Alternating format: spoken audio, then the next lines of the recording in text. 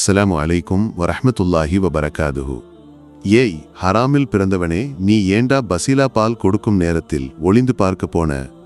இல்லை பாப்பா, நான் ஒளிந்து பார்க்கவில்லை. ரசாக்குக்கு பொய் சொல்கிறான். நான் பசீலாத்தாவின் குழந்தையை பார்க்கவே ஜன்னல் வழியாக பார்த்தேன். பொலிவாடி கொண்டு ஹம்சாக்காவின் அடியை தாங்க முடியாமல் நவாஸ் அவருடைய காலை பிடித்து சொன்னான். அதற்கு நீ முன்பக்கமாக மரியாதையாக வந்து குழந்தையை பார்த்திருக்கலாமே. அவருடைய கரும்பு மறுபடியும் உயர்ந்து தாழ்ந்தது. உம்மா, என்னை அடிக்காதே என்று சொல்லும்மா.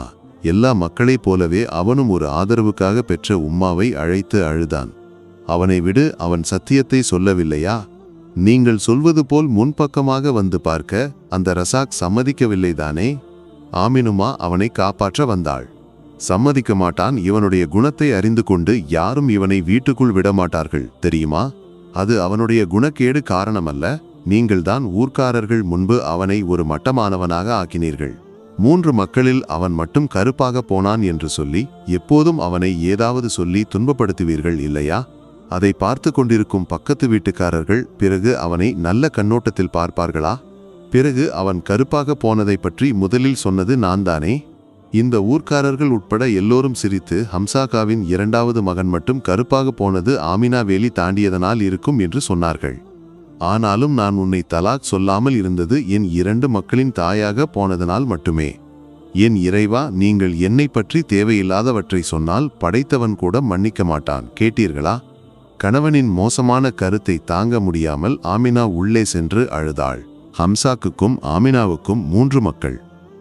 மூத்தவன் ஹபீப் 7ஆம் வகுப்பிலும், 2வது மகன் நவாஸ் 5ஆம் வகுப்பிலும், 3வது மகள் ஆயிஷா 3ஆம் வகுப்பிலும் படிக்கிறார்கள். பார்க்க நல்ல வெள்ளையாகவும் துடிப்பாகவும் இருப்பவர்கள். படிப்பில் சிறந்தவர்களாக இருக்கும் ஹபீப் மற்றும் ஆயிஷா பிறந்தது முதல் கருப்பாக இருக்கும் நவாஸை ஹம்சாக்கு பிடிக்கவே இல்லை. என்ன இவ்வளவு பெரிய சிந்தனை? பின்னாலிருந்து மனைவி ஹசீனாவின் குரல் கேட்டு நவாஸ் திரும்பி பார்த்தான். ஒன்றுமில்லை, நான் 10 முதல் 30 வரை வருடங்கள் பின்னோக்கி போனேன். இப்போது அதையெல்லாம் ஏன் நினைக்கிறீர்கள்? உங்கள் வேதனை நிறைந்த குழந்தை பருவத்தை நினைக்கும் போதே எனக்கு சோகமாக இருக்கிறது. அதில்லை, உம்மா இருந்தபோது பாப்பா அறியாமல் அவ்வப்போது என்னை அழைப்பார்கள். பிறகு நீண்ட நாட்கள் எந்த தகவலும் இல்லாமல் இருந்தபோது நான் நினைத்தேன் உம்மாவும் என்னை கைவிட்டு விட்டார் என்று. ஆனால் பத்திரிகை மூலம் உம்மாவின் மரணச் செய்தி அறிந்தபோதுதான் நான் உண்மையில் அதிர்ந்தேன். உம்மாவின் உடலை கூட காண்பிக்காமல் இருக்கும் அளவுக்கு நான் அவர்களுக்கு அந்நியனாக போய்விட்டேன் என்று நினைத்து நான் நிறைய அழுதிருக்கிறேன். அப்போது முதல் நான் பாப்பாவை உண்மையாக வெறுக்க ஆரம்பித்தேன். உம்மா இறந்து இப்போது 10 வருடங்கள் ஆகியிருக்கும் அல்லவா? பாப்பாவின் புன்னார மக்கள் அவரை நன்றாக பார்த்து கொண்டிருப்பார்கள் இல்லையா? ஒரு பாப்பா உங்களை பார்க்கும்போது அவருக்கு மனம் கலங்கும் என்று சொல்லி 10 வயதில் யத்தீம்கானாவில் விட்டுப்போன கொடுமைக்காரர் அல்லவா அவர்? அப்படிப்பட்ட ஒருவரை பற்றி ஏன் நினைக்க வேண்டும்? ஆனால் அப்படி என்னை அப்போது தள்ளிவிட்டதனால்தானே எனக்கு கண்ணியமாக வாழ வேண்டும் என்ற பிடிவாதம் ஏற்பட்டு படித்து நான் ஒரு இன்ஜினியர் ஆனேன். ஓ, பிறகு உங்களை கைவிட்ட பாப்பாவோ உடன் பிறந்தவர்களோ இன்று வரை உங்களை திரும்பி பார்த்திருக்கிறார்களா? பிறகு என் பாப்பாவின் யத்தீம்கானாவுடனான தொடர்பு மற்றும் நீங்கள் ஒரு இன்ஜினியர் ஆனதனால்தானே நம்முடைய திருமணம் நடந்தது. அது சரிதான். ஆனால் நாம் ஏன் இப்படி எல்லாவற்றையும் பேசி நேரத்தை வீணாக்குகிறோம்? இன்று காந்தி பவனுக்கு போக வேண்டும். நீ விரைவாக தயாராகி வா. நாம் உணவு கொண்டு சென்று அவர்களுக்கு உண்ண கொடுக்க வேண்டும். நவாஸ் வேகமாக தயாரானான். நவாஸும் அவனது குடும்பமும் காரிலும் பிரியாணி செம்புடனும் பண்டாரி பின்னால் ஆட்டோவிலும் காந்திபவனின் முற்றத்துக்கு வந்தார்கள். ஓ, வந்துவிட்டீர்களா? இந்த முறை மறந்துவிட்டீர்களோ என்று நினைத்தோம். காந்திபவனின் மேற்பார்வையாளர் சிரியா கண்ணன் சிரித்த முகத்துடன் இறங்கி வந்தார். அப்படி மறப்போமா? ஒவ்வொரு மாதமும் முதல் வாரம் பிரியாணி வைத்து கொண்டு வருவேன் என்று நான் தானே உங்களிடம் சொன்னேன். நவாஸும் ஹசீனாவும் சேர்ந்து எல்லோருக்கும் பிரியாணி பரிமாறினார்கள். மக்களுக்கு வேண்டாத யாரோ ஒரு மனிதனேயி பரிமாறிய பிரியாணியை உண்ணும்போது ஏனென்று தெரியாமல் அவர்கள் எல்லோருடைய கண்களும் கலங்கின. நமக்கு ஒரு புதிய ஆள் கிடைத்திருக்கிறான். நேற்று மக்கள் கொண்டு வந்து விட்டார்கள். கை கால்களில் புண்களுடன் பராமரிக்க ஒரு ஹோம் நர்ஸுடன் கொண்டு வந்தார்கள். மக்கள் பெரிய அதிகாரிகள். அவர்களில் ஒருவரின் மகளின் திருமணம் நடக்கவிருக்கிறது. அதற்கிடையில் பாப்பாவை கவனிக்க முடியாது என்று சொன்னார்கள். ஆனால் எனக்கு தோன்றுவது விருந்தினர்கள் வரும்போது அவரை பார்த்து அருவருப்பு ஏற்படும் என்று நினைத்ததனால்தான் என்று. அந்த புதிய ஆள் எங்கே? அவரை ஏன் இந்த பந்தலில் உட்கார வைக்கவில்லை? அதுதான் நான் சொல்லவில்லையா? அவரை பார்த்தால் சிலருக்கு அருவருப்பு ஏற்படலாம், அதனால் அவர்களுடன் உட்கார வைக்கவில்லை. இவர்கள் உண்டு முடித்த பிறகு உட்கார வைப்போம். ஹே, அப்படி ஒருவரை ஒதுக்குவது சரியல்ல.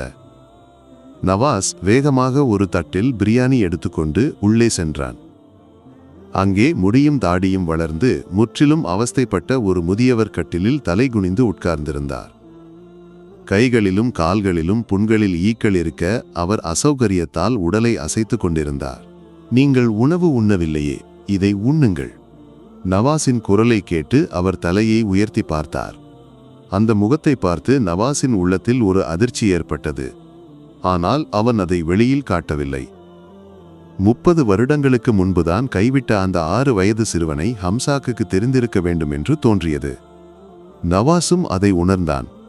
ஒருவேளைதான் கொடுக்கும் உணவை அவர் ஏற்கவில்லை என்றால். நவாஸ் எந்த உணர்ச்சியும் காட்டாமல் உணவை பரிமாறி அவருக்கு முன்னால் வைத்தான். இந்த உணவை உண்ண நான் தகுதியற்றவன் மகனே. நீ எவ்வளவு வளர்ந்தாலும் உன்னை வெறுப்போடு பார்த்த கண்களுக்கு உன்னை அடையாளம் தெரியாமல் போகுமா? நான் உன்னை எப்போதும் குறை கூறியிருக்கிறேன். உனக்கு கொடுக்க வேண்டிய அன்பை மற்ற 2 மக்களுக்கு பங்கிட்டு கொடுத்தேன். அவர்கள் என்னை இறுதி வரை பாதுகாப்பார்கள் என்று நினைத்தேன். அந்த வார்த்தைகள் நவாஸுக்கு நம்ப முடியாதவையாக தோன்றின. ஆனால் அவர்களுக்கு வேண்டியது என் பெயரில் இருந்த சொத்துக்கள் மட்டுமே. இப்போது அவர்கள் இருவரும் சமூகத்தில் உயர்ந்த நிலையில் இருக்கும்போது நோயாளியான இந்த பாப்பா அவர்களுக்கு ஒரு சுமையாகிவிட்டார். மக்களுக்கு வேண்டாத என்னை நீ ஒருமுறை கொன்றுவிட முடியுமா? அப்படியாவது உன்னிடம் செய்த இந்த தவறுக்கு இந்த பாவியை தண்டிக்க முடியும். குற்ற உணர்ச்சியால் அவர் உணர்ச்சி வசப்பட்டார். பாப்பா, நீங்கள் என்னை நிறைய வேதனைப்படுத்தியிருக்கிறீர்கள். அதனால் உங்களை நான் வெறுத்திருக்கிறேன். ஆனால் நிசகாயனாகவும் ஆதரவற்றவராகவும் இருக்கும் உங்களை கைவிட என்னால் முடியாது. காரணம், என் உம்மா எனக்கு பாப்பா என்று சுட்டிக்காட்டியது உங்களைத்தான். நீங்கள் அதை மறந்து போனாலும் என்னால் மறக்க முடியாது. ஓ, அப்போது இதுதான் அந்த கொடுமைக்காரன். அப்போதே ஹசீனா அங்கு வந்தாள். ஹசீனா, நீ இப்படி எதுவும் பேசக்கூடாது. பெற்றோர்கள் மக்களிடம் நீதியாக நடந்து கொள்ளாவிட்டாலும் நாம் திருப்பி அநீதி செய்யக்கூடாது. காரணம், அவர்கள் நம்மை படைத்ததனால் மட்டுமே நாம் இன்று இந்த நிலையில் இருக்கிறோம். அதை நாம் மறக்கக்கூடாது.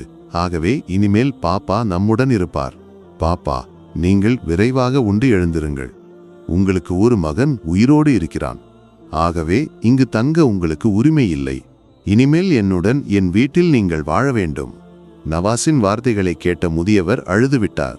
எல்லாவற்றையும் கேட்டு நின்ற ஹசீனா கணவனின் கருத்துடன் உடன்பட்டாள். அல்லாஹு சுப்ஹானஹு தஆலா நம்முடைய எல்லா பெற்றோர்களுக்கும் ஆரோக்கியமான நீண்ட ஆயுளை அருளி ஆசீர்வதிக்கட்டும். ஆமீன்.